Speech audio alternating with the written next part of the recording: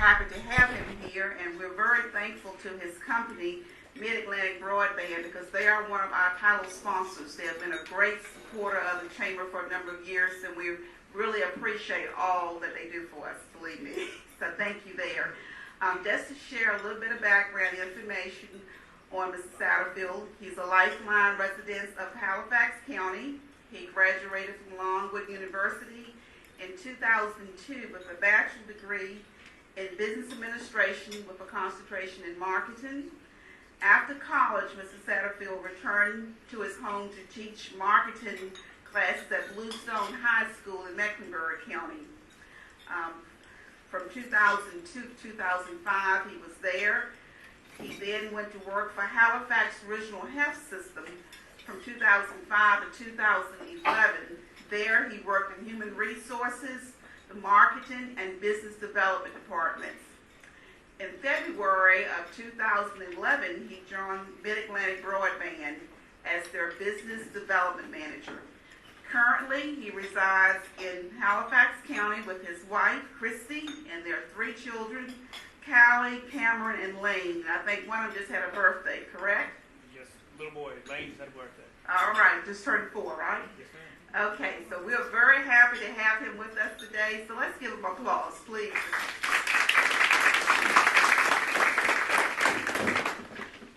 Thank you very much. I appreciate it. All right. Give me 1 second, I'm going to get this set up.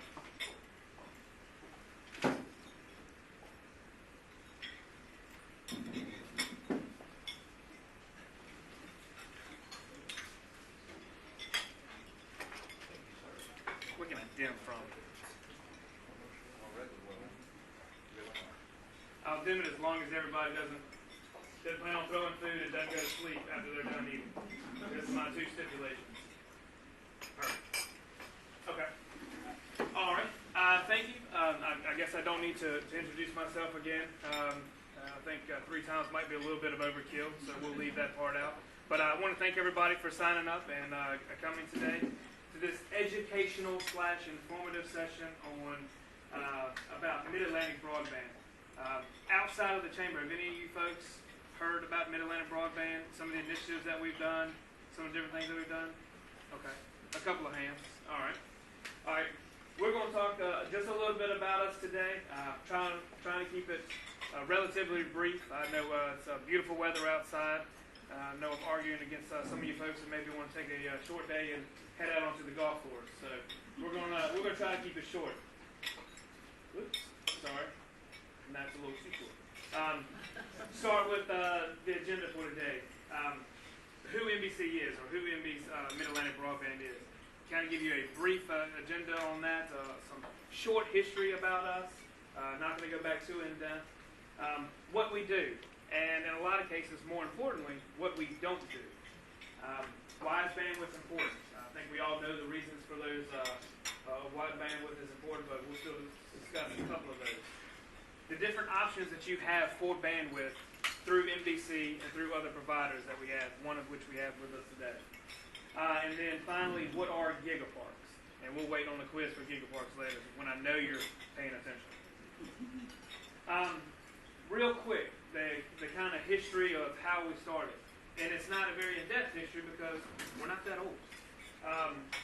January 30th, 2004 is actually the date in which Mid-Atlantic Broadband was incorporated in the state of Virginia. So we're just pushing. We're not even 10 years old quite yet, but we're getting there. So we're actually looking at celebrating that in a few short months. Liz, you started planning yet? Okay. Just checking. NBC's primary mission. Believe it or not, NBC was not started to put fiber in the ground. Mid-Atlantic Broadband was actually started as an economic development initiative through the state of Virginia to attract businesses and to retain the businesses that are currently in place to keep them in southern Virginia. That was our primary mission, was to serve in an economic development capacity. Our original funding back in the early 2000s came from the Virginia Tobacco Commission as well as the U.S. Department of Commerce. And that funding is what built the initial little over 600 mile broadband region that we have, and which we of course have expanded on. We are headquartered at a Riverstone Technology Center on US 58, just outside of South Boston. And we also have a satellite office in Richmond.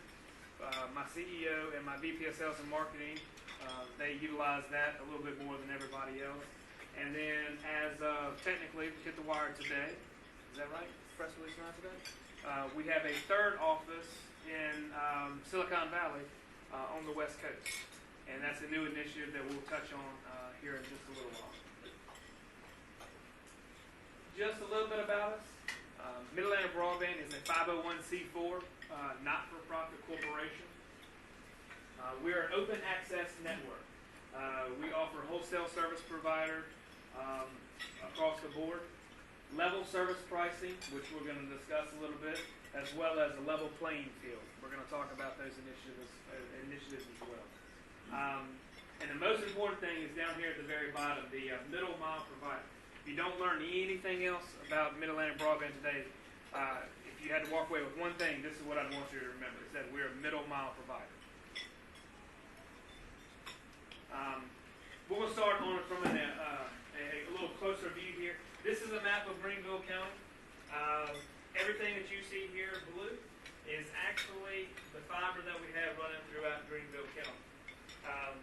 This yellow thing here is a node that we have, which is nothing more than a handoff for different providers that come in to where they want to transport services utilizing somebody else's fiber. We can hand it over at these locations. I talked about the Tobacco Commission and the U.S. Department of Commerce funding supporting the first 600 miles of fiber. Well, we now have eclipsed, as of a couple weeks ago, I guess, 2,000 miles. And if I'm wrong about that, don't argue to me. We're going to get my engineers on the phone because they're the ones that told me those numbers. I was a little leery about it. But if you look here, you can see the fiber that runs throughout Emporia as well as Greenville County. And expanded. This is our regional network. And once again, I have not updated this map. Everything that you see here in blue, even the red is no longer red. The red was fiber under construction. Well, all of this is now blue. And all of these should be yellow. I think the ones we had in green were the nodes that were set. All these nodes have been set now? Right. So, all of these green and or yellow nodes should actually be yellow. All the nodes we have in place throughout our regional network, 2,000 plus miles located throughout Southern Virginia. Regional network is great. It's been able to expand into unserved or underserved areas, but a regional network is just as good as a regional network. Without a long-haul network in place, all we're going to do is you're going to transport data basically in a circle. So we have long-haul networks in place from down to Atlanta, Telex in Atlanta, up to PCS in Ashburn. These long-haul routes allow us to take the data that's in the regional network and take it to the major parent points on the southern coast. I don't know if you can see this. So we're here in the blue. The red right here is actually Citizens Fiber. It's located in the southwest portion of the state. The green is actually Bristol, Virginia's fiber that they have out there in the southwest. All of those are regional networks, but without the long hauls in place, like I said, you'd be a standalone island.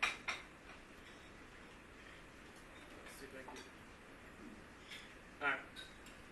Is bandwidth important? Of course it is. As business leaders, we all realize the importance that bandwidth plays every single day in the success of our businesses.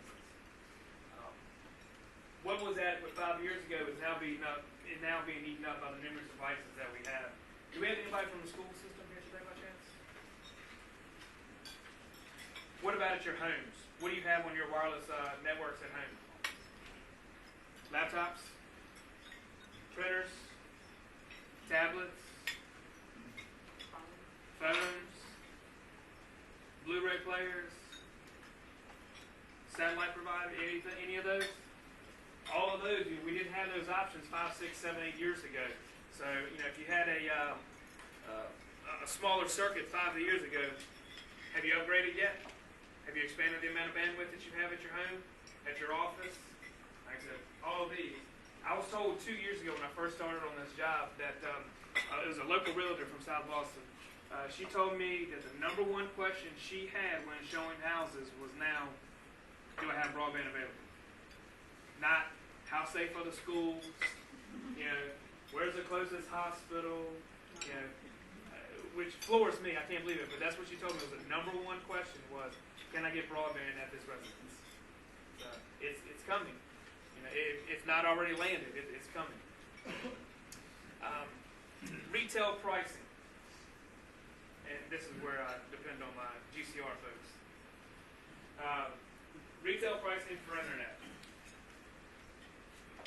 Mid-Atlantic Broadband, with our regional network, we are the infrastructure guys, the middle mile provider guys that go out there, put the fiber, whether it be in the air or in the ground, and build it out. So I heard somebody the other day say that think of Mid-Atlantic Broadband as the interstate, and the off-ramps are all of these providers. GCR, CenturyLink, Connect, Shentel, Verizon, all of these folks are the off-ramps that actually get to you guys' business. All right? So remember, we're middle mile, so all we do is lay the infrastructure. But these last mile providers like GCR, Shentel, all these other folks, they're the ones that are actually going to bring that service to you, and that you're going to cut that check to each month. All right? Now, don't get floored. These aren't residential costs, okay? These are commercial costs. But what we're looking at for internet service, Mid-Atlantic Broadband doesn't do anything less than 10 megs. We basically go from 10 megs to 10 gigs, and we can do more than that just in various ways. But for 10 megs, the ballpark cost that you're looking at from a monthly standpoint is $600 bucks to $1,000. This is what I want you to pay attention to. That 10 meg circuit is the equivalent of 6 T1 lines. Is anybody here utilizing a T1 line? How many? 12 T1 lines. Okay. With a point-to-point to the clinic. Point to point off of your outstanding outreach clinic. Gotcha. All right. Those prices associated with them, are they a little bit higher than these? That's about right. Okay. All right. 10, like I said, 10, and of course, as you see the price, it goes up. And the equivalent of T1 lines that you have available through those 10 megs and those 20 meg circuits. All right. Keep that in mind. We're going to come back to that. Different options that we have. Everybody, I showed you 3 different regional networks that are up there. NBC's broadband options. Our entire network is built up of fiber. 100% fiber. We don't have copper, we don't have cable, we don't have any of that stuff. Everything that we have in the ground or overhead, which actually we're about 80% buried and about 20% aerial. At least, unless they change the numbers on me later.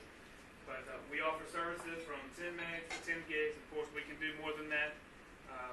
Large institutions like the hospital and things of that nature, I'm sure they're going to require more than 10 gigs. Currently, our network operates at 400 gigabits per second, which is the speed of travel that we have on the line. We can actually ramp that up to 800 gigabits if we go to those nodes, those green and yellow dots that we showed, and upgrade the equipment that's currently installed in those units. And I think I heard Brad say he's already been to every single one of those dots except for 1 or 2. So we can get you to those last 2 if you really want to go, Brad. I'll be scheduled very quickly there. Get you one of those punch tickets. Every time you go through, you get a free meal. Like I said, some of the words that we kind of touched on throughout, wholesaler, transport provider, all of those we want that to invoke the same feeling. Like I said, if you walk away and not learned anything, just learn that Mid-Atlantic Broadband is the middle mile guys. We build it out, providers come behind us, and then light you up with service.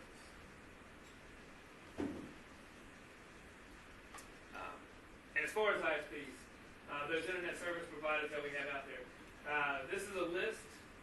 This is not a full encompassing list, but this is a list of some of the ISPs that we have.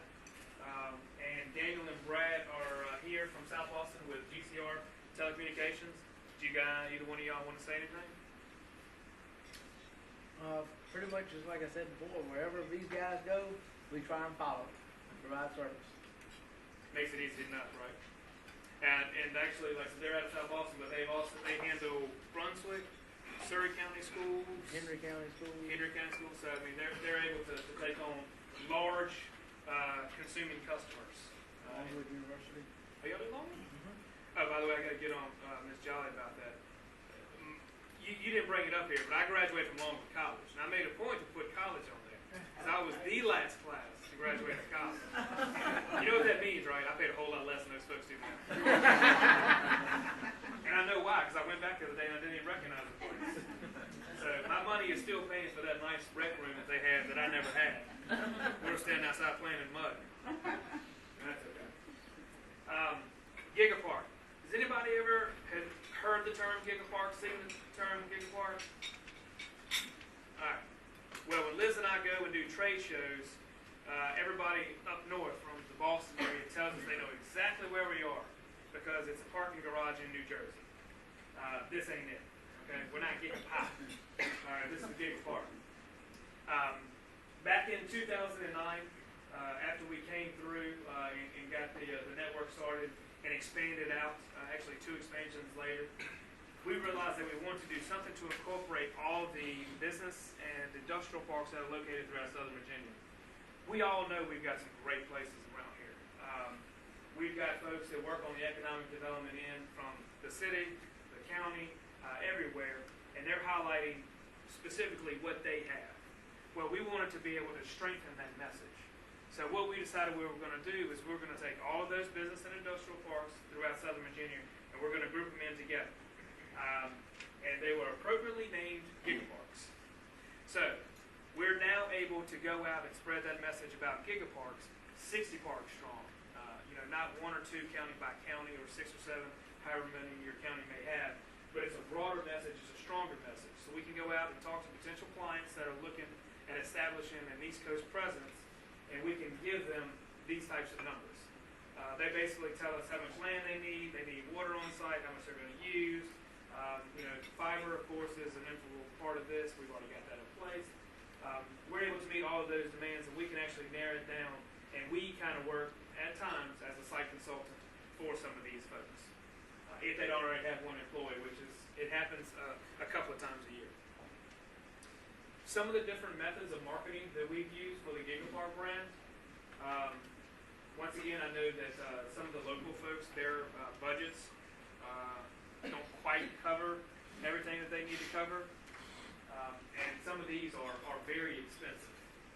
The 2 that are over here on the left-hand side of the page are actually print ads that we've used in Site Selection Magazine, Southern Business and Development, things of that nature. They proved to be very expensive, so we elected to actually run different ads of those. And if you go back and tie back into the website, which is listed here, Tom, do me a favor and don't go look at that website quite yet. It needs a massive overhaul, and it's actually slated for that here in the next couple of months. But we do have a website that we utilize to talk about all of these parks. Signage. Has anybody seen one of these signs by chance? Okay, good. Do they look like this now? That's the primary question. They should. We recently expanded from 60 parks in Southern Virginia to 100 parks throughout Southern and Southwest Virginia. Those signs are actually going up next week. I'm proud to announce I've only worked on that for a year. Some folks in the Southwest are a little picky about working with us. But 100 of these signs are now going up, and they all read Virginia's broadband region. They list the website, and then they have direct numbers that they can call back into those local folks and talk about their parks specifically. We also attend trade shows. With that, we have a display, a couple of displays that we actually take out and all across North America, to be honest with you, and highlight those trade shows. And we talk solely about Gigaparks. We don't talk about the ones just in Greenville County or just in Brunswick, but we talk about all of them whenever we get the opportunity. And these have done fairly well. We've had quite a few of these parks filled up, quite a few of these parks that have been solely purchased for outright usage. The Microsoft plant down on 58 east of here. That was a Gigapark that's been completely consumed by Microsoft. And to kind of wrap things up,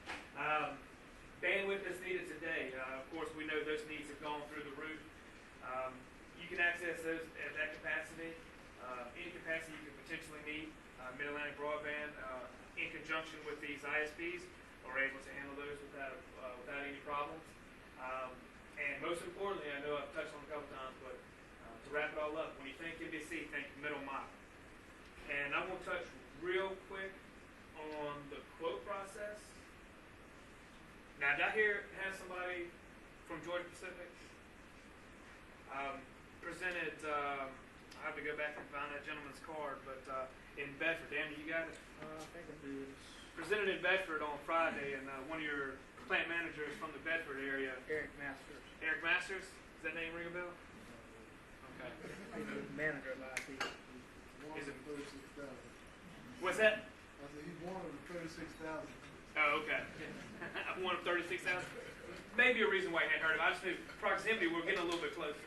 But wanted to go throughout the quotes process and how we do it. Like I said, a lot of times we're contacted directly, or sometimes ISPs are actually contacted directly. And what they'll do is you can contact us. You can contact us utilizing this email address, or you can go online, use that email address, and you can contact us and say, I'm with company X, I have a location at XYZ, and we're looking for X amount of service. We actually get that. We in turn send it out to all of our providers, which are 40 plus. Send that out to our providers. From that point on, we stay out of the mix. The providers will actually contact you directly if they need any additional information. And a lot of times, they will do that. I know Daniel and Brad have done that in the past. If it's pretty much cut and dry, they'll send you the numbers and be done with it. From that point, they'll contact you, and you, the company, you can decide which selection you want to have as to which provider you want to service you for that purpose. We tend to stay out of it. Every company, all one of our ISPs, whatever they buy from us, if they're getting a 10 meg circuit from us, every single one of those folks is paying the exact same thing. And they know that. So in their bid process, they know that any price adjustments that they do, they have to justify with some type of service, some type of commitment that they're going to be able to provide that customer on a monthly or daily basis. Once again, that keeps a level playing field. And it makes it a whole lot easier. It allows smaller ISPs to be able to compete with the big boys like Verizon and CenturyLink and folks like that. It allows them to have a competitive advantage as well, or it knocks off that competitive advantage. So that's the quote process in a nutshell. It's pretty seamless. It's one email and then sit back and wait.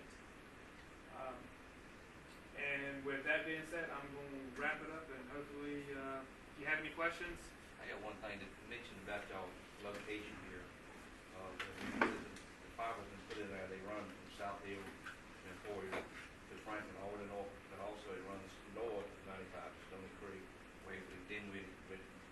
So that y'all's location, I mean, what we're doing really working with NBC engineers is we got redundancy. So the power cut, you know, the directly from you and the connection to. But we have a redundancy, so if something's cut between South Hill and Emporia, we can loop it back to either Stony Creek, north of Franklin Loop. So we got some redundancy in the system. It's been operational this summer. So that's one thing NBC is really working hard with there, and we can help them. If you get, we have pretty much a big circle, so if something goes wrong, we try to either keep it going or minimize the power downtime. Good point. Thank you, Brad. Yes, sir. Yeah, I assume, I think I answered my own question. I assume the fiber, I was wondering what the fiber was constructed of. I assume this is optical fiber. Yes, sir. Fiber optic cables. Yes, sir. And another question I have, what is a T1 line? A T1 line. Dan, you want to take that? A T1 is a high-speed circuit delivered over copper. It used to be the only thing when dial-up was pretty much the home use. T1 was the equivalent of high-speed businesses. And a T1 is basically 1.5 meg download and upload. But once again, that's delivered over copper. And 1.5 meg is the fullest capacity of one T1. So like I believe her name is Susan mentioned, they have 12 T1s here. So they have 1.5 megs times 12. They have them sort of bonded together for one circuit to deliver internet here. Right, we actually have 6 copper and 6 fiber. 6 copper and 6 fiber. Our corporate office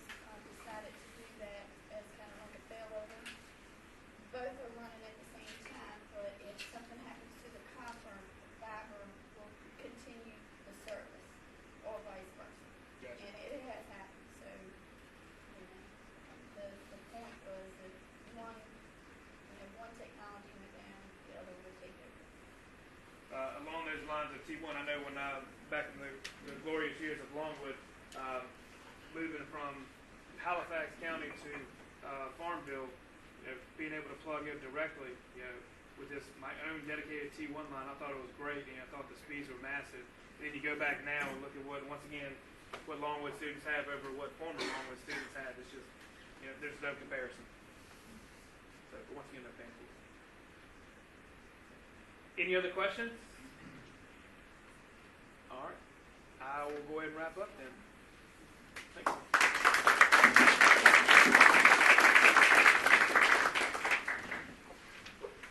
Thank you, Brad, for sharing that information with us today. And we do have some documents here we'd like to share with you.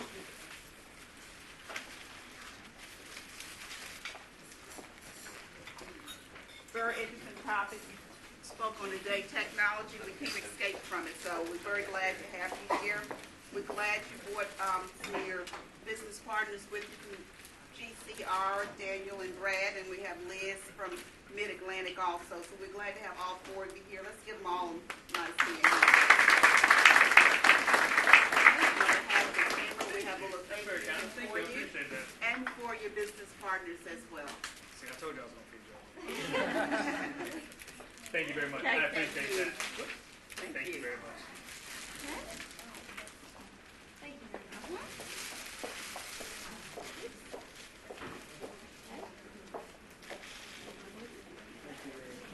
And we're very thankful to Good Earth Peanut Company for providing peanuts for us as well. How do you know who's out of peanuts in my office? Perfect timing, right? Thank you. Yes, ma'am. Now, if you get your tickets out, we'll do our drawing. Unless Nancy have some additional announcements to make. Do you, Nancy? Everybody, does everyone have a ticket?